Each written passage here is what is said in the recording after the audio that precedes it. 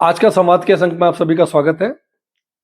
दोस्तों, आज मैं आपके लिए एक लोक कथा लेके आया हूँ जो हमारे बुजुर्ग हमारे को सुनाते थे। उस लोक कथा का शीर्षक है चोर से 4 कदम दूर रहना, हरामखोर से या कामचोर से 14 कदम दूर रहना और चुगलखोर से 74 कदम दूर रहना। इस कथा का शीर्षक है। अभी आपने दिल्ली में जंतर मंतर पर कॉकरोच जनता पार्टी द्वारा प्रायोजित आंदोलन देखा।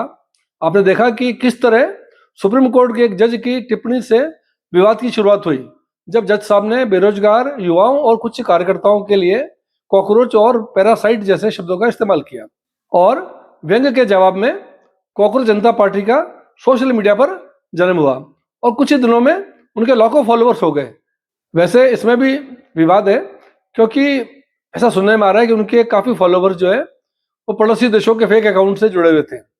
लेकिन जिस तरह कॉकरोच जनता पार्टी का बहुत ही कम समय में विस्तार हुआ, वो यह दिखाता है कि कैसे सोशल मीडिया पर फेक एआई टूल्स के माध्यम से, फेसबुक, इंस्टाग्राम, व्हाट्सएप के माध्यम से किस तरह से जो है सच या झूठे प्रचार करके लोकप्रियता हासिल की जा सकती है। आज की कथा का सार यही है कि हमारे देश में जो युवाओं के आंदोलन चल रहे हैं और उसमें जिस तरह से सोशल मीडिया पर फेक नैरेटिव चलाकर जिस तरह युवाओं को बरगलाया जा रहा है, उन्हें भ्रमित किया जा रहा है, जिस वजह से छोटा सा आंदोलन जो है बहुत बड़े आंदोलन के रूप में परिवर्तित हो जाता है। जो हमारा युवा पढ़ाई में बिजी रहता है, पढ़ाई में व्यस्त रहता है, एग्जाम की तैयारी करता है, फिर भी एआई वीडियो, मीम्स और सोशल मीडिया पोस्ट के माध्यम से उनको जो है अपने जाल में फंसा लिया गया और वो इस आंदोलन से जुड़ गए। तो आज की कथा में ये समझाती है कि हमें किस तरह से हमारे दोस्तों का चयन करना चाहिए, लोगों का चयन करना चाहिए और किनसे दूर रहना चाहिए और किसे मित्र बनाना चाहिए। अब इस कथा को मैं आपको विस्तार से बताता हूँ। पुराने जमाने की बात है, जब बाजार में खरीदारी करने के लिए वस्तु विनिमय का उपयोग किया जाता था, यानी कि पैसों का नगद लेन देन नहीं होता था और शहरों में, कस्बों में साप्ताहिक हाट बाजार लगते थे और खरीदारी करने के लिए लोग अपने घर से अनाज लेके जाते और उसके बदले में अनाज देके कुछ सामान जो उनको आवश्यकता की चीज होती थी वो खरीद कर ले आते थे। तो पुराने जमाने में यही वस्तु विनिमय का जो सिस्टम चलता था, जिसे अंग्रेजी में बार्टर सिस्टम कहते हैं। उसी कस्बे में एक सेठ और सेठानी रहते थे। दोनों बुजुर्ग हो गए थे और दोनों अकेले ही रहते थे। और अब जैसे उम्र का तकाजा होता है तो उनको थोड़ी काम करने में दिक्कत आती थी। तो उनको लगा कि एक दिन हाट बाजार चलते हैं और वहां से अपने घर के कामकाज करने के लिए कोई नौकर की खरीदारी करके लाते हैं। तो जब सेठ जी हाट बाजार में नौकर की खरीदारी करने के लिए जाते हैं, सेठ जी हाट बाजार में जहाँ नौकरों की खरीद बिक्री होती है वहां पहुंचते हैं। वहां बहुत सारे युवा प्रौढ़ नौकर बिक्री के लिए तैयार थे, जिसके दाम उनकी योग्यता और शारीरिक क्षमता के अनुसार अलग अलग थे। वहां सेठ जी ने एक युवा नौकर को देखा जो दिखने में स्वस्थ और मजबूत कदकाठी का था।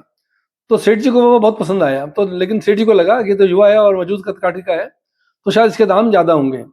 जब सेठ जी ने उस नौकर के मालिक से उस युवा व मजबूत शरीर वाले नौकर के दाम पूछे तो उसने बताया कि इसकी कीमत सिर्फ 500 रुपये है। सेठ जी को बड़ा आश्चर्य हुआ कि इतना स्वस्थ और मजबूत शरीर वाला व्यक्ति और इतने कम दाम में बिकने को तैयार है। तो सेठ जी से रहा नहीं गया, उन्होंने उसके मालिक से उसके इतने कम दाम का कारण पूछा। तो उसने कहा इसमें सब अच्छाइयों के बावजूद एक कमी है। सेठ जी ने पूछा क्या कमी है? तो मालिक ने कहा कि यह काम तो बहुत अच्छा करता है और काम में कोई कमी भी नहीं आती, लेकिन इसकी एक बहुत खराब आदत है।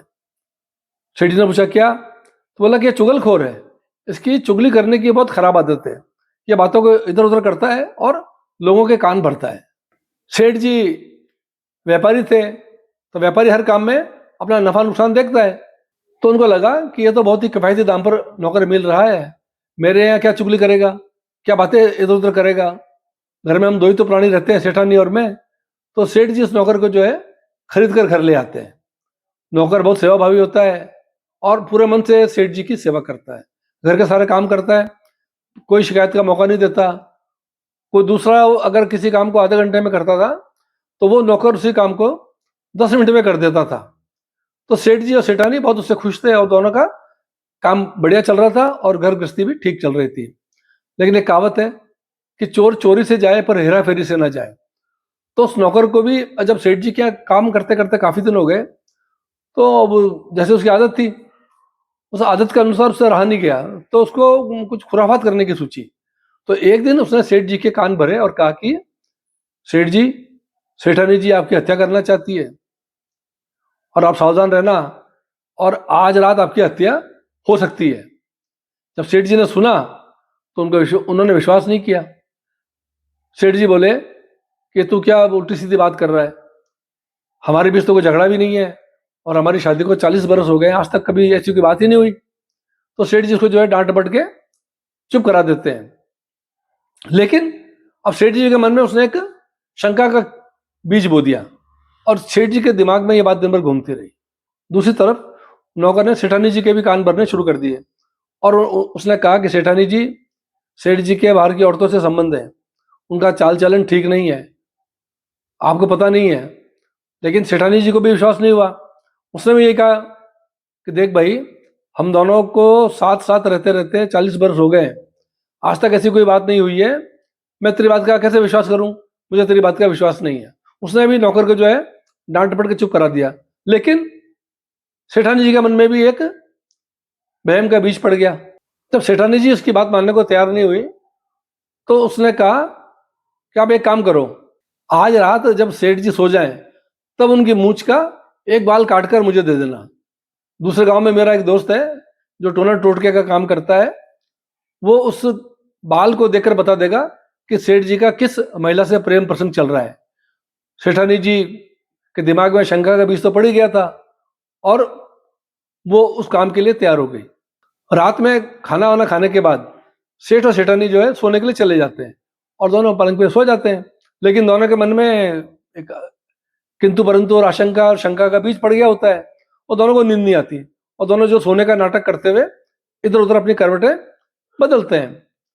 सेठ जी को यह डर था कि आज तो सेठानी जी मेरी हत्या कर सकती है, तो मुझे सचेत रहना चाहिए। तो सेठानी जी जो है वो अपने पास एक कैंची रख के सोई कि सेठ जी सोए तो मैं इनकी मूंछ का बाल काट लूं। और इसी उहापोह में सेठ जी की जो है आंख लग गई और सेठ जी के खराटे आने शुरू हो गए। तो सेठानी जी को लगा कि यही एकदम उचित समय है कि क्यों ना मैं इनकी मूंछ का एक बाल काट लूं। तो जैसे सेठानी जी ने जो है कैंची लेकर खड़ी होती हैं और सेठ जी की मूंछ का बाल काटने का प्रयास करती हैं, तभी सेठ जी की आंख खुल जाती है। सेठ जी ने सेठानी को सामने देखते ही उन्हें नौकर की बात याद आ जाती है कि आज आपकी हत्या हो सकती है। तो उसी समय सेठ जी जो है वो खड़े हो जाते हैं और सेठानी जी से उनका झगड़ा शुरू हो जाता है और सेठानी जी पर वो हमला कर देते हैं और आपस में दोनों में खूब मार पिटाई होती है। और इसी दौरान मार पिटाई से अब सेठानी जी की भी उम्र होती है, तो जब बड़ी उम्र होती है तो शारीरिक क्षमता भी कम होती है, तो वो ज़्यादा मार झेल नहीं पाती और उनकी मृत्यु हो जाती है। जैसे ही सेठानी जी की मृत्यु की खबर नौकर को पता पड़ती है कि वे सेठ जी ने सेठानी जी की हत्या कर दी है, तो वो यह खबर सेठानी जी के मायकों को तुरंत पहुंचा देता है कि भाई सेठानी जी की जो है सेठ जी ने आज रात को हत्या कर दी है। तो जैसी खबर उनके मायके के लोगों को मिलती है तो वो सब स्वाभाविक है आग बबूला होते हैं, गुस्सा आता है उनको और वो भी जो है लाठी डंडे और हथियार लेकर सेठ जी से लड़ने के लिए उनके घर पहुंच जाते हैं और सेठ जी को देखते हैं सेठ जी पर हमला कर देते हैं और सेठ जी की खूब मार पिटाई करते हैं। तो सेठ जी भी उम्रदराज होते हैं, कितना मार सहन करते हैं, तो सेठ जी की भी मृत्यु हो जाती है। उधर सेठ जी की मृत्यु हो जाती है तो सेठ जी का नौकर जो है वो तुरंत सेठ जी के घर पे जो कुनबे के लोग होते हैं उनको बता देता है कि भाई ऐसे ऐसे सेठानी जी के परिवार के लोग आए थे और उन्होंने सेठ जी को खूब मारा, जिससे सेठ जी की मृत्यु हो गई। यह खबर सुनकर सेठ जी के भाईबंद भी जो है सेठ जी के घर पहुंच जाते हैं और जो सेठानी जी के मायके के लोग होते हैं उनसे उनका झगड़ा होता है और दोनों में खूब मार पिटाई होती है और खूब खून खराबा होता है कुल मिला के। तो इस प्रकार हम देखते हैं एक चुगलखोर नौकर की वजह से एक हंसता खेलता सुखी परिवार समाप्त हो जाता है और दोनों परिवारों के बीच भयंकर लड़ाई झगड़े होते हैं और हमेशा के लिए एक दुश्मनी पैदा हो जाती है। तो सारांश ये है कि हमें हमारे जीवन में चुगलखोर किस्म के लोगों को पहचान कर उनसे दूरी बनानी चाहिए, क्योंकि इस तरह की मानसिकता के लोग परिवारों में, दोस्तों में झगड़े कराते हैं और मनमुटाव करवा देते हैं। यह कथा आज के सोशल मीडिया के दौर में बहुत प्रासंगिक है, क्योंकि आज जिस तरह से फेसबुक, इंस्टाग्राम, व्हाट्सएप पर वीडियो, पोस्ट और एआई के माध्यम से जो वीडियो बनते हैं उससे झूठ और सच क्या फैलाया जा रहा है किसी को पता ही नहीं पड़ता, जिससे हमारे देश के आम जो है युवा वो भ्रमित हो जाते हैं और भड़क कर जो है आंदोलन के रास्ता पकड़ लेते हैं। तो हमारे देश की युवा पीढ़ी अर्थात जेन जी को जो है सजग रहने की जरूरत है। उन्हें इस तरह की सोशल मीडिया की पोस्ट हो या कोई एआई के वीडियो बने हुए हो, उसकी पहले सत्यता जांचनी चाहिए और उसके बाद ही जो है उस पर विश्वास करना चाहिए, तभी वो इस तरह के दुष्प्रचार से बच सकते हैं। बहुत बहुत धन्यवाद। अगली बार फिर कोई दूसरी कहानी लेकर आपके समक्ष उपस्थित होऊंगा। तब तक आप सभी को नमस्कार। यह कहानी आपको कैसी लगी कमेंट बॉक्स में जरूर लिखें, जिससे कि मुझे आपको अगली कहानी कहने के लिए प्रेरणा मिले। यदि आपने अभी तक मेरे YouTube चैनल को सब्सक्राइब नहीं किया है तो कृपया करके उसे सब्सक्राइब करें, ताकि आपको इस तरह की उपयोगी जानकारी और उपयोगी पोस्ट मिलती रहे।